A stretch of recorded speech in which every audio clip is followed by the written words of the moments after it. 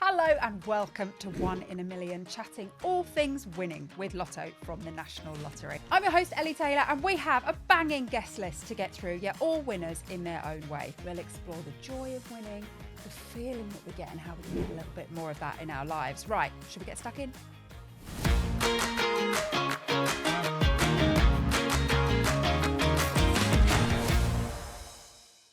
Right, well, today's guest, it is the man, the myth, the legend. It is the captain of AFC Richmond. It's Kola Bokinni. Hello, darling. Hello, How you doing? I'm good. How are you? Yeah, I'm good. It's nice to actually see you. So we were both in Ted Lasso. Yes. And we had a few scenes together, but only like group scenes. Yes, it was always the group scenes. So we've never really had a chat. You was across the table and then you was across the hall. And you was Yeah. across the hotel lobby.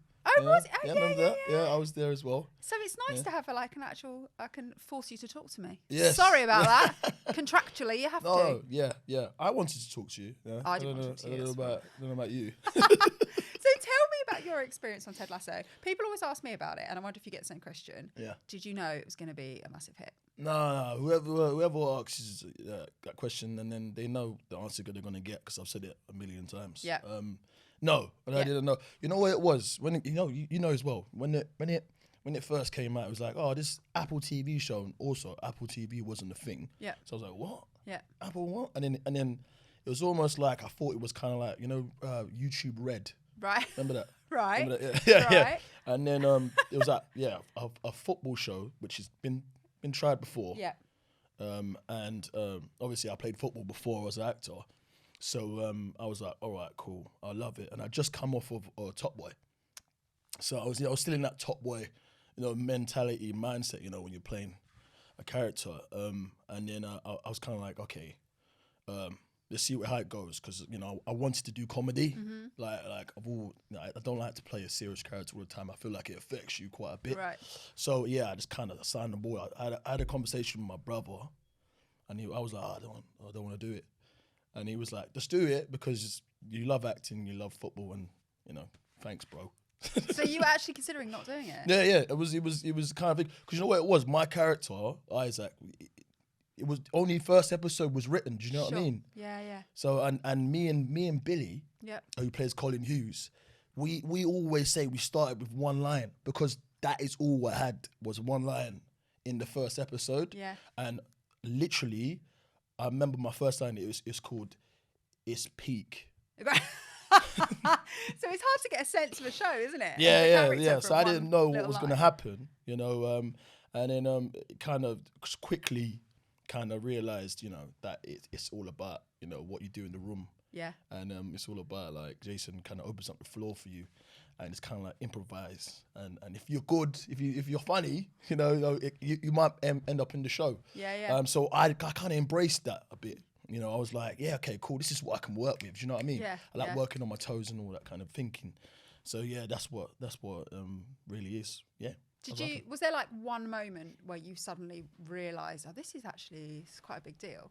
Was it like filming, or was it like afterwards when it was going out? Was it people's reaction? Yeah. Basically, you know what it was? Yeah, my sister, Yinka, she got like cardboard cuts out of my face, made.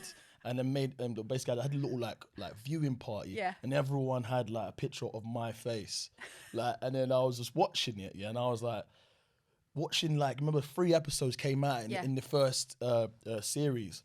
I remember watching it and being like, it's actually alright, isn't it? Yeah, that's so interesting. And was this the first sort of comedy role that you've done? Yeah, no, I played comedy like the BBC 3 when it had a channel. Right. They used to do that, coming of age kind of stuff, and they used to do comedy skits. Yeah. So I did Aki and Saltfish. Right. And that was a comedy role, but it wasn't like on this level. Yeah. If you know what I mean. But I always wanted to do it. Yeah. Because I think I'm funny, No, but I've always done serious roles. I did Black Mirror, that was serious. Yeah. And I did, Top Boy, which is probably as serious as you can probably get. Yeah. And then, because I've got a really, like if I'm not smiling like this, then if I'm just like, yeah. So basically, so everyone just thinks I'm miserable all the time. So. But inside, you're having a great time. inside I'm like, do you know what I mean? So obviously, Ted Lasso has been a massive success, yes. and with that, there's just sort of people people loving it individually, but then there's also the actual proper accolades that you get. Yeah. So, for instance, you went to the SAG Awards where the show won. Was it Best Show? It won Best Comedy. Best Comedy. And I was at the SAG Awards. Jason won Best Actor. Brett won Best Supporting Actor. Yep. Hannah won Best Actress, and Ted Lasso won Best Comedy. What a sweet. 2 years in a row. And so you were there, and that must have been amazing to like experience that. It's quick. Is it? Yeah, Bizarre. you win, and they usher to you to all the cameras and the lights, and you're going through, and you're talking to every media in the world, and you're just sitting there, and you're like, I'm from Peckham. And it's kind of like a deer in headlights, and then it kind of afterwards you go to the after party, and then it kind of sinks in a little bit. And is it? I just imagine you're looking out, and there's just so many faces from the like Telly is in the room with you drinking champagne.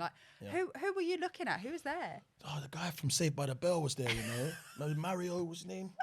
Yeah, I used to watch Saved by the Bell, and I was like, hold on a minute. Yeah. Oh, you? Yeah. And then I got to meet him. And then we went on, Jimmy Kimmel? Jimmy Kimmel, and we had the really funny Latin guy that's with him all the time. Right. And we had a shot, like live on Jimmy Kimmel, and I was like, what is going on here? That is mad. Yeah, what's going on here? And then we go to like separate like kiosks, like booths, and then you got to talk to all the world media. Yeah. We kind of like formed a line behind. There's so many. Formed a line behind Jason, and Jason stepped forward. And done the speech, but the whole time everyone was over the moon. Okay, so here's a question I want to ask. You've won the award, that's lovely, but goodie bags? Were they goodie bags? Yeah, there was. Tell me about the goodie bags. Yeah, there's. Oh mate, I got a hamper from like Liberty or whatever it's called. Oh, lovely. Yeah, like it was like tarts. The lemon tarts and that. I know tarts. Boys do I know tarts. I love.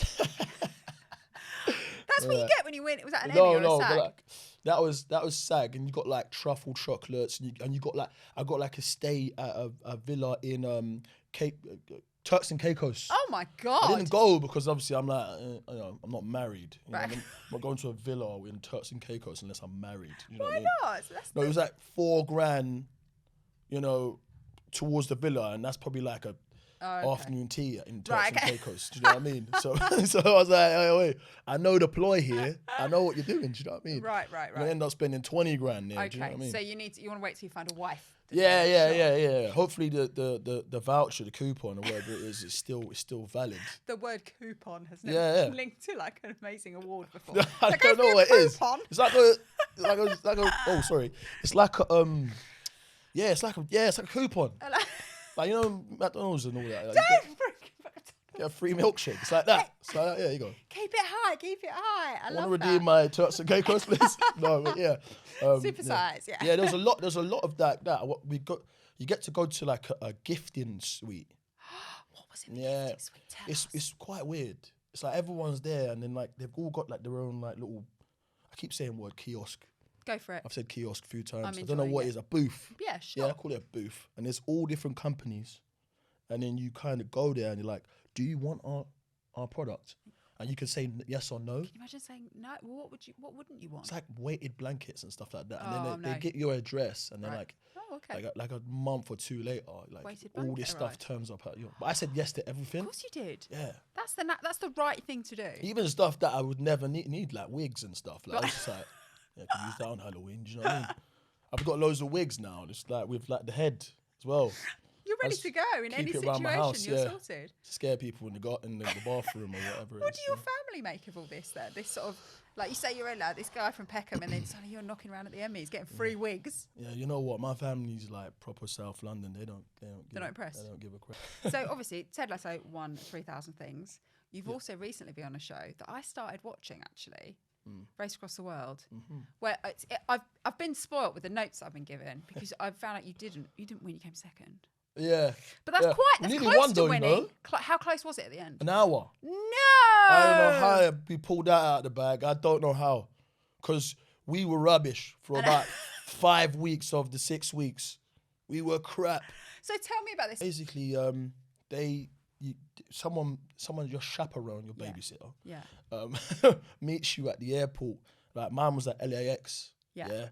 and it was the night before night after the segs, so I was a bit sore, and she says, well, in my person was Laura Lover, but she said basically, yeah, give me your phone, give me your wallet, otherwise you can't have this envelope that tells you exactly where you're going. Right. Oh my God. Yeah. How did it feel to like be phoneless?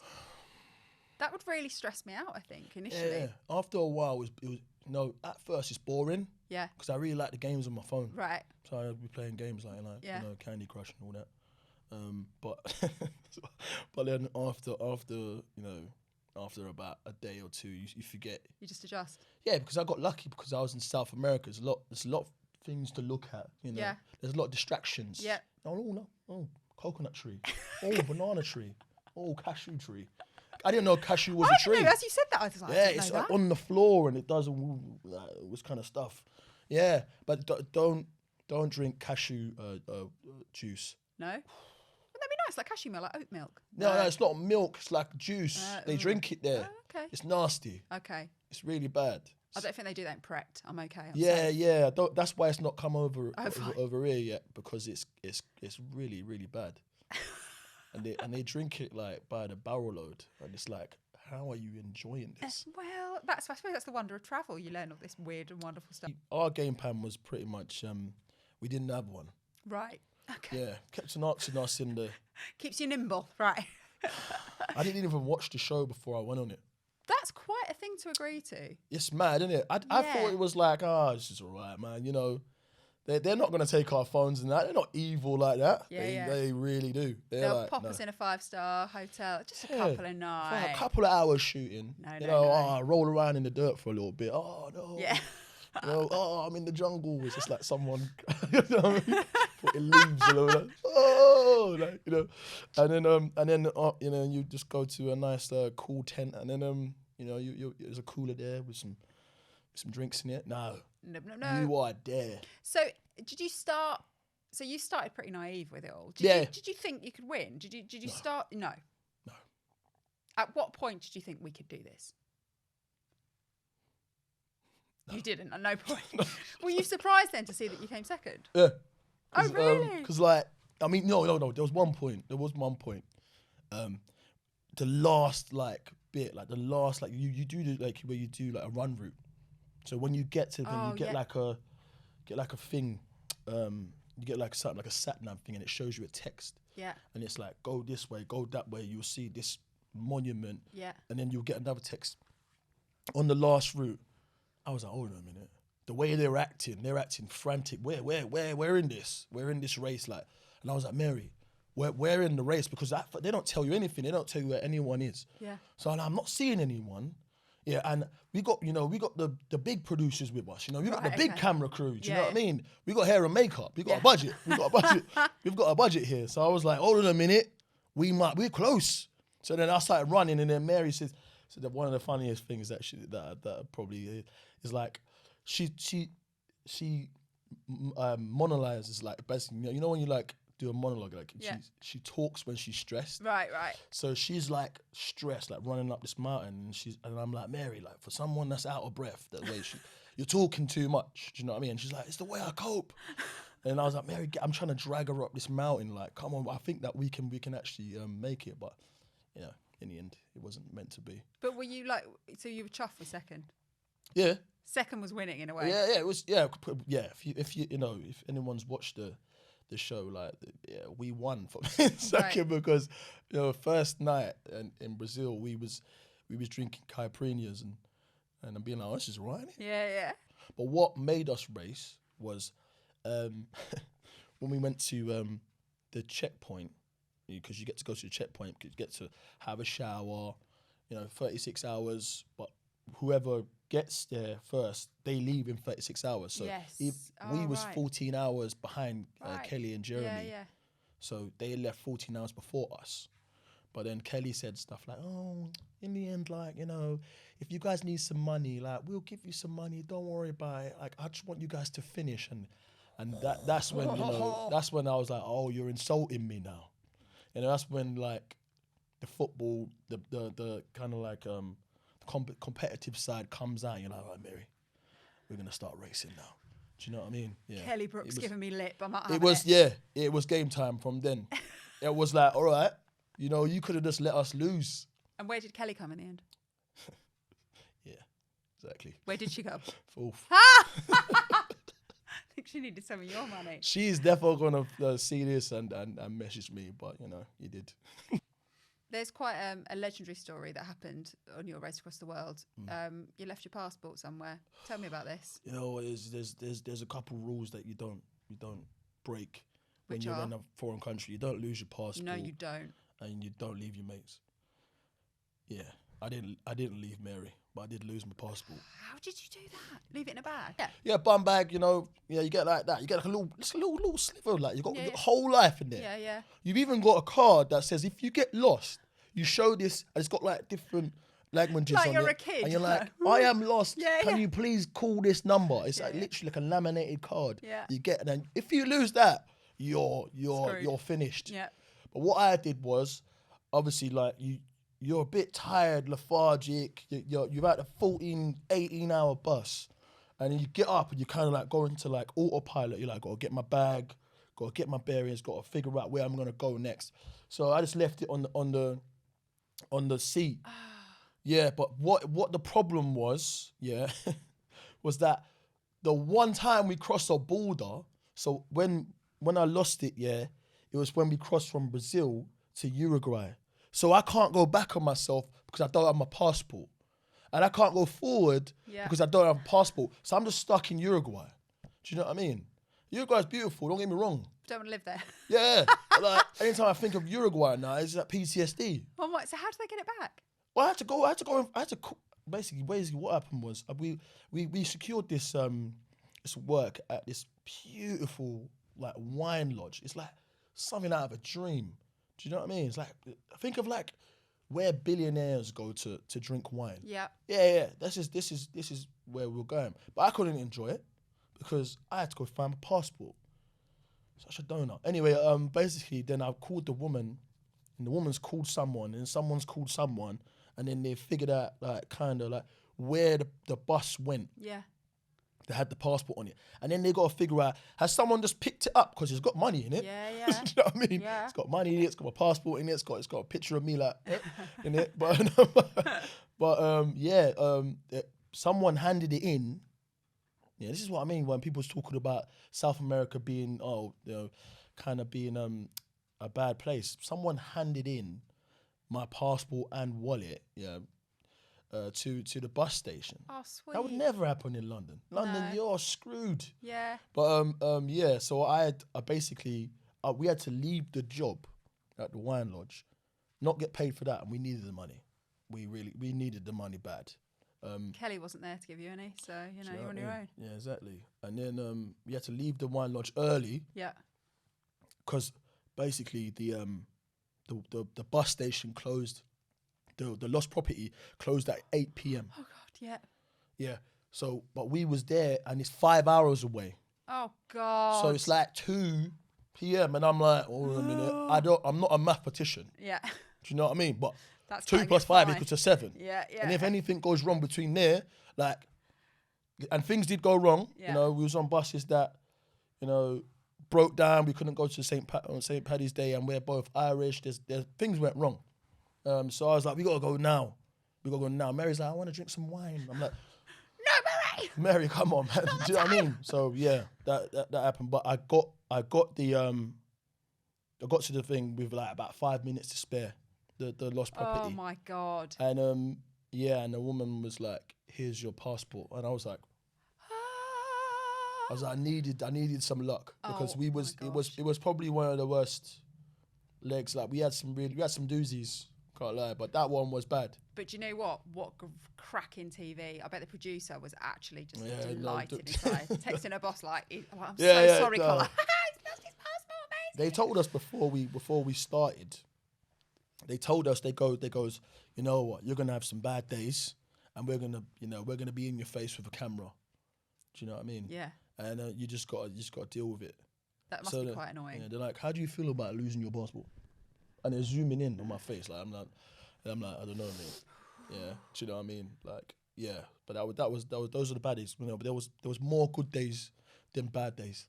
Do you know, sometimes I think the euphoria that you get when you find something that you've lost is actually sometimes worth losing it. Like when you got that passport back and you just feel like, oh my God. Yeah, because you feel useless. Yeah. Do you know what I mean? Because it's like, Mary's like, yeah, we'll be all right. But like, Mary, I have no phone. I have no wallet. I have no passport. I have nothing. It's not ideal. And at that point, like, I had been throwing clothes out of my bag because it's heavy. Like I was like, so I've got no clothes either. I'm wearing a vest that I've worn for the last 3 days that is yellow. Right. It's yellow here, it's yellow there, it's yellow there. Like I look like Barney from The Simpsons. Right. Do you know what I mean? Or that guy that lives in the trailer in The Simpsons. Anyway, yeah, I love The Simpsons. Okay. but yeah, like, you know, and you feel totally useless. But then when you find it and you're like, oh man, it's like, you know, when you feel like you've lost your phone. Yeah. And then you're, oh, okay, cool. It's okay, everything's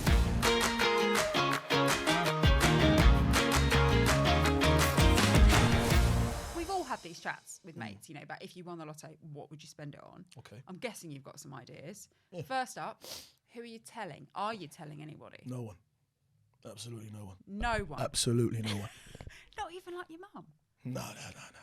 How come? You wouldn't know that I won Lotto, but you would see some changes. What changes? I mean, you go in my bathroom, probably solid gold. Okay. So, Kola's doing all right. You know what I mean? Like, you would see like, you know, the car I'll be driving would be, you know. What are you changing your car to? I mean, whatever I want. You know? What do you want? What do you drive now? Nah, I don't drive. Okay. Yeah, but you know, I've not got a right Volvo. now. I hope that doesn't make you too jealous. No, not Humble really. brag.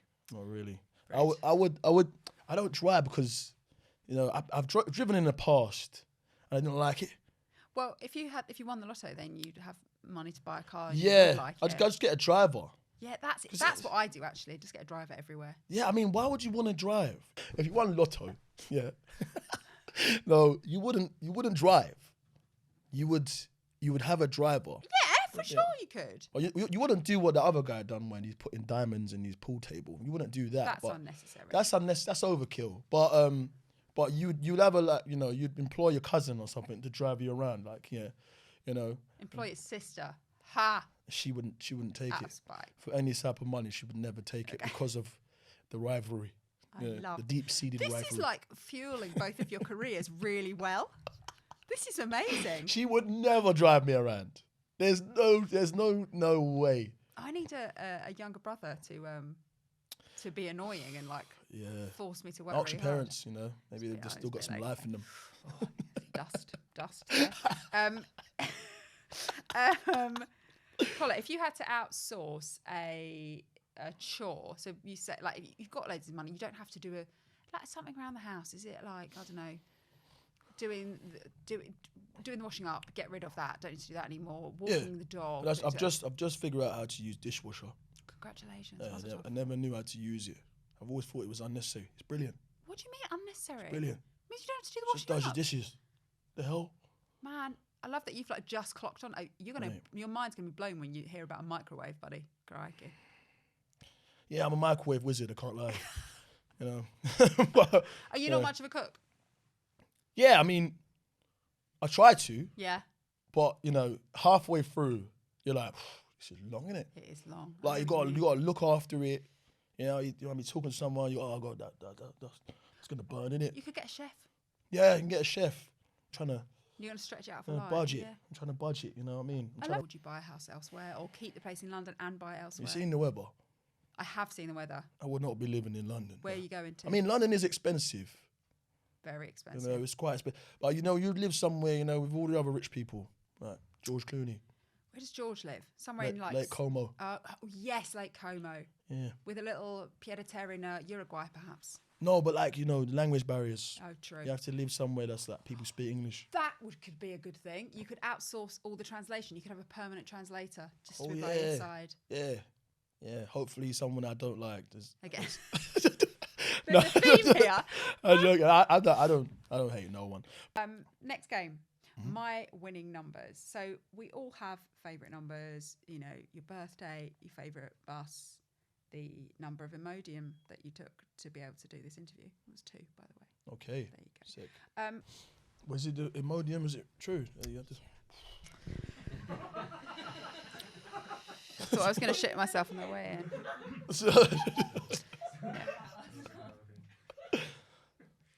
I thought this was going to be a very nervous day, but I actually feel fine, guys, so don't worry. I've got another packet in my bag. Okay. So, Kola, I want to know, what are your winning numbers? Have you got any ones that sort of follow you around that you consider lucky? Funny enough, the number 5. 5 followed me around because my birthday is August 5th. And my Ted Lasso and the number of Isaac McAdoo is number 5. Did you choose that? Or was that No, that okay. was I think Brendan Hunt chose that. Brendan Hunt chose the names, and he chose the numbers, and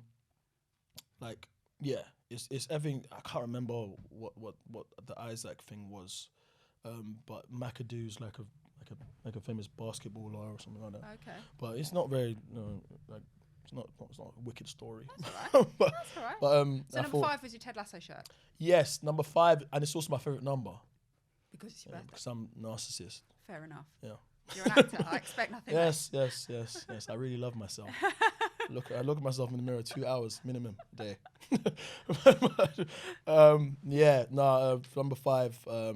And my numbers. I could actually probably tell you them. Go for it. There was in the bookies. There's just like random bingo numbers that you can pick, yeah. And then every hour they read out the bingo numbers, and it's like on this really crappy TV, like really small rubbish TVs. It looks like something out of like 1985, something like that. Yeah, and then I won. I put £1 down. How much you win? I won £200. Oh, happy days! It was a good day. That is a good day. Good day. Yeah. So yeah. What was your number there? It was 5, 7, 11. There's a recurring theme here. And it was, it was my brother's 12, my sister's 16, my mum's 31, and there was one more number. I think it was 29. And then I won. Because basically the numbers come up. You can win like 10 grand, which is mad because you'd think they'll be able to afford a better TV. If, you're going to win 10 grand in this bookie, is like, why is your TV that crap? Anyway, basically, yeah. So I won. Yeah. Yes. How old are you now, Kola? I'm 32. Is that your favourite age so far? Would you say? No. What's been your favourite age? You know, it's 32. No one goes to someone's 32nd birthday party. Like, no one came to my birthday party this year. Did you? There was like 8 people there. Did you have a big 30th? Yeah, I did. I did have a big 30th. Yeah, but basically, it was a story about, there was a time that I think that we had a break from filming Ted Lasso. There was like a hiatus or whatever. So we all were like, oh, sick. We've got like a few weeks off. Let's book a holiday. And then it travelled around the whole set, and it got to the point where there was like 60 people going on this holiday, and then the producers caught wind of it, and they were like, "Who's going on this holiday?" And it was in every one of the football team. Yeah. And plus like all of the crew, and they were like, that's not happening.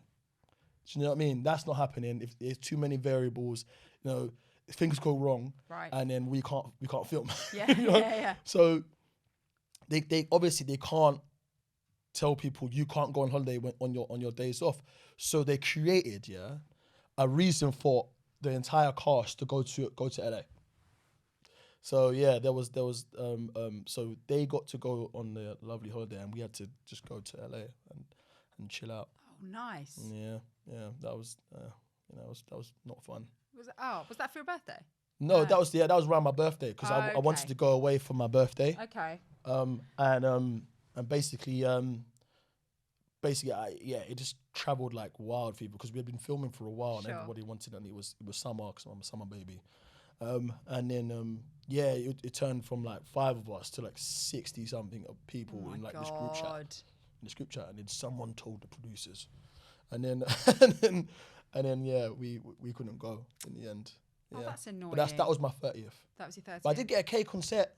Oh. Because I spent my 30th birthday filming. Lovely. Like my actual birthday was filming. Yeah. And I remember like there was a story, like there was a thing we're in Samo Bisanya's restaurant, and there's this neon sign that when Moog Bumbercatch, he's really good at doing neon signs, and there was like it was the end of the day, and I'm like, you know, gagging to get out there because it's my birthday and I've got plans with my family and I've got plans with other people. And Mo can't get this one line. There's one line to go, yeah? And if he does this line, we finish early. And Mo's like, and it's like a reset, and everyone, it's a whole sequence of everybody saying stuff. And then Mo says, it's a neon sign, something about like, it's a neon sign, it's just the gas propellers that he's explaining how a neon sign works. And he keeps messing it up. And everyone's like, come on, bro, we've got this. Yeah, we didn't get out there early. We left at 7 p.m. and I was supposed to leave at like 3. So yeah, thanks Mo. Raging. Cheers Mo. So 32, not impressed with 32 so far. What has been your favourite age? My favourite age was probably, I enjoyed last year. 31. Yeah, because that's what happens. Go back from 32. Nice. I'm so smart. I was so chuffing myself. Then. Yeah. 31. Quick maths. Basically, like, because you know when you go from 29 to 30, you're always like, oh, Big I've deal, left my 20s behind, you know, and then when you turn 30, you're like, oh, it's fine. The world hasn't ended. Yes. Do you know what I mean? And it's actually it's like kind of like you take off a jacket and you can just breathe. So that's what I kind of felt when I was like, when I turned 31. I was like, oh, wow, I'm here to stay now. Yeah. Do you know what I mean? So that's why I enjoyed that birthday more than I've enjoyed the other ones. And you're like established, you know what you're doing, you know what you want a bit. Yeah, it's kind of like that, you know, because when you're in your 20s, like you're kind of all over the place. Yeah. You don't know, especially when you're a lad. Like, you know, women have it a bit more figured out than us because you guys grow up like quicker than us. Let's be real. You know, I have some mates that, you know, don't even have a bed frame and they're older than me.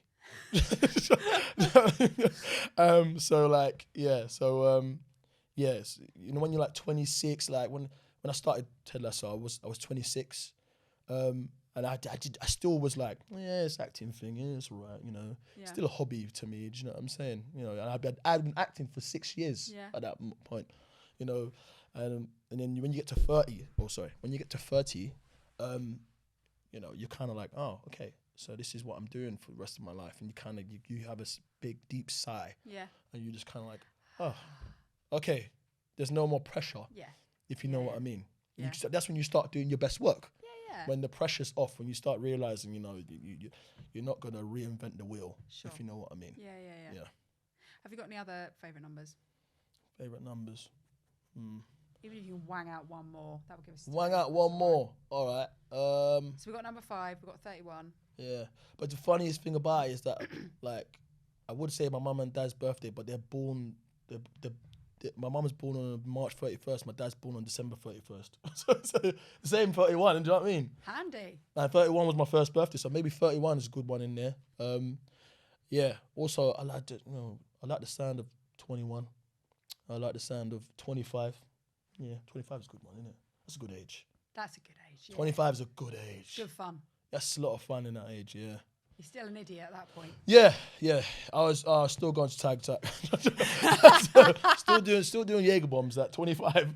You know, when you're the age you're still doing Jaeger bombs. Yeah, you're still an idiot. Oh my God, I remember taking my dad to do his first ever Jaeger bomb, the Edinburgh Festival. Yeah. Oh, and that was a joyful experience. Yeah. It was a bonding moment. I was like, Dad, he's probably like 68 at this point. Do you know what I mean? Cheers. If you're still doing Jaeger bombs, you still got some life in you. I'll tell you that. 3 for tenner. You're still. Those were the days. Yeah. Oh, Kola, thank you so much. It's been so lovely to have a chat with you and learn all about your winning and your losing and your awkward handshakes with the president. Yeah, that happened. Yeah. That's amazing. I think it's been a pleasure. Thank you. I'm going to go and look at that video. Oh, yeah. Wicked. Catch the next episode of 1 in a Million where we'll be talking to Tanya Moore. This is a Reach Studio production brought to you by Lotto from the National Lottery. Subscribe to 1 in a Million wherever you get your podcasts. I've been Ellie Taylor, and special thanks to the production team behind the scenes, Kate Faithful, Rachel Pickett, Dan Richardson and John Harding. Will you be the next Lotto millionaire? We'll play on Wednesdays and Saturdays to find out. Account terms, rules and procedures apply. Players must be 18 years or older.